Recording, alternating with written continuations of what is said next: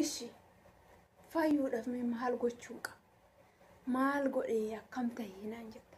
Rakkinni koo gidiraan koo kunoo makaraan koo ciniinsuun koo ittuma caalade maal gochuun naaf ta'a?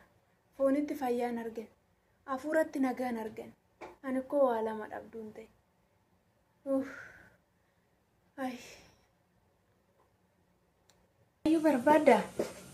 Fayyuu barbaadde sagalee Waaqayyoo hojii ergamootaa boqonnaa 4 lakkoofsa 12 irratti akkas jedha. Fayyinni Kiristoos Yesuus malee hin jiru. Samiidhaa gadi akka ittiin fayyinuuf maqaan nuu kenname maqaa Yesuus Kiristoos akka ta'e sagalee Waaqayyoo dhugaa nu ba'a. Kanaaf Yesuus Kiristoositti amanii hin fayyita. Lama jaalachuun hin ta'u kaa. Boleettii koo lama jaalachuun hin ta'u. Gooftolii lamaaf sagaduun hin danda'amu.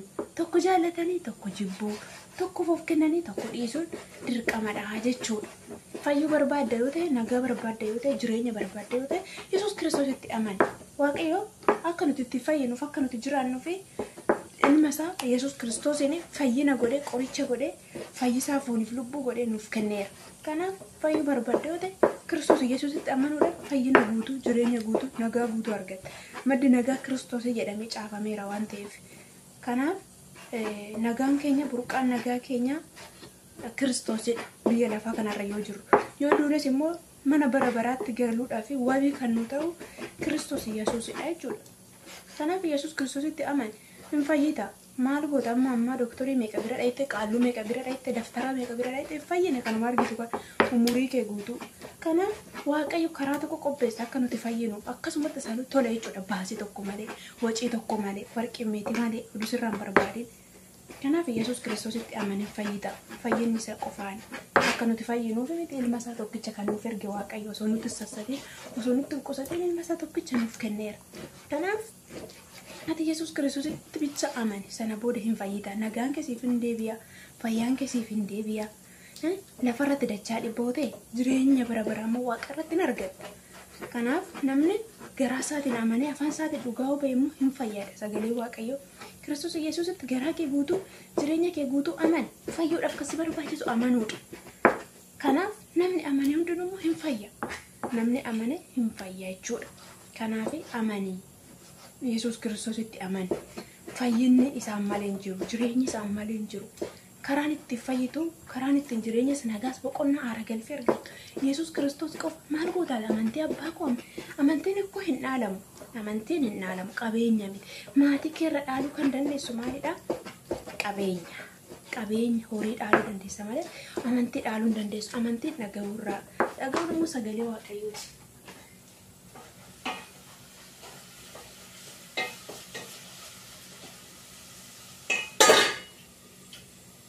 Kanaaf fayyuudhaaf yoo murteessite ta'e Yesuus Kiristoositti amani. Inni immoo fayyisaa fooniif lubbuuti. Har'a kana yoo namni Kiristoos Yesuusitti amane yoo du'e jireenya bara baraa argata. Ati biyya lafa kanarratti rakkina gidirra kan hunda argite Waaqa irrattis jireenya bara baraa dhabdu maaltu sitti dhaga'ama? Amma yoomitti goyoomfamnaa? Amma yoomitti sossobamnaa? Amma yoomitti yaada biyya lafaa fi yaada foonii duukaa luuccaalanu? Jee maal taatee obboleettii koo fayyuu barbaadda, jireenya barbaadda, nagaa barbaadda. Tolabe qarshiidhanii miti, kan bittuu miti, kan itti dafqitee fidduu miti. Yesuus akkasuma si fayyisa tola. Kanaaf Yesuus Kiristoositti amanuudhaan fayyuu dandeessa jechuudha. Yoo barbaadde ammayyuu yaada garaa kee geeddaratte hin fayyita. Namichi saamtonni lamaan suni kan Yesuus Kiristoos wajjin fannifaman jechuudha. Inni tokko mootummaa keetti na yaadadhu jennaan maal jedha Yesuus dhuguma siin jedha amma na wajjin galte ittiin jedhe malee ati haftee fannifamtee ati kanaaf na wajjin mootummaa Waaqayyootti galuun hin danda'amu jedhe. Sababiin isaa Yesuus Kiristoos sababa isaatiif fannifame jalqabumaa jechuudha. Argite?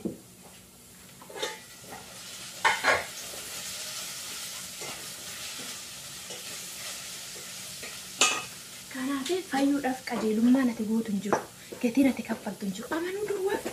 Amani bicha Yesuus ilma Waaqayyoo akka ta'e, Yesuus fayyisaa akka ta'e, Yesuus karaa akka ta'e, Yesuus jireenya akka ta'e amani sana booda hin fayyite bakka. Kan qofa sirraa barbaada basi.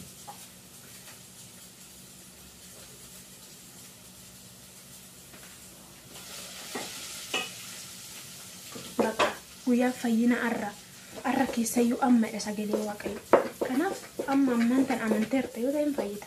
Ammaan tana yaada garaa kee geeddarattee yoo ta'e ati mucaa waaqayyo taate jechuudha. Abaarsi irratti hin hojjetu.